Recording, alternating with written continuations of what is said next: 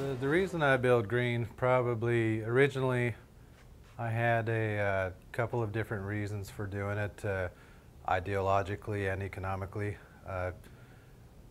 It was something that had been talked about a lot for previous years, and I could see that that was becoming more and more important due to the fact that it was being picked up more by the mainstream, and energy is getting more expensive. People are paying more attention to it. It's something that had been wanting to do for a while, but I wanted it to be more market-driven, so it was more feasible to do. And several years ago, it seemed to me that everything was ripe to get started doing it. So that's the economical side of it. Ideologically, I also felt that if we could leave a smaller imprint on the planet, and especially if it was affordable and really didn't affect lifestyles, why not do it? So that was one of the big driving factors for me. But as I got into it and learned more about it, what really got me going was the fact that green, and as people will find out as they learn more about it, isn't necessarily what everybody thinks it is. To me, what I've discovered is it's not necessarily about saving the planet. I see that as kind of an extra benefit, but it's really building a better house. More energy efficient, lasts longer, safer and healthier for the occupants, and so overall it's just a better product. And I feel good, sleep better at night knowing that I'm giving the best product I can to my customers, and really at a lower cost if you figure the life cycle cost of the home. So that's why when I really jumped on board, and am so glad that I'm doing it now. There are some aspects of green that cost a little more up front.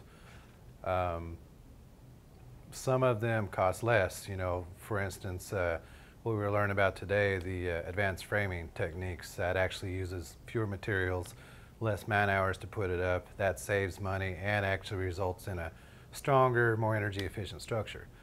Some of the energy efficient things like added insulation, higher efficiency units, air sealing, things like that do cost a bit more, but we're only talking a very small amount in the overall scheme of things. And a lot of people like to talk about payback period. The payback period, what you spent versus how long it takes you to recoup that money, it's the low-hanging fruit. It really pays off. Easily I could demonstrate to somebody, you know, if we have a house that we built, which most of ours try to consume about 50% less on energy than a code-built home, I can easily demonstrate, and the added cost, the few $1,000s extra that cost to do that, the extra mortgage payment is much less than what the energy savings is per month.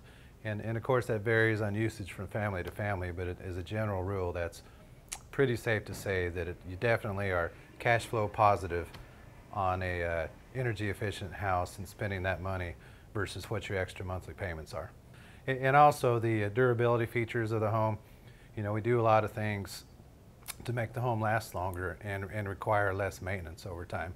And most of that has to do with material selection and how we actually put it on, making sure that it doesn't get wet and deteriorate and whatnot. So that's the other side of it.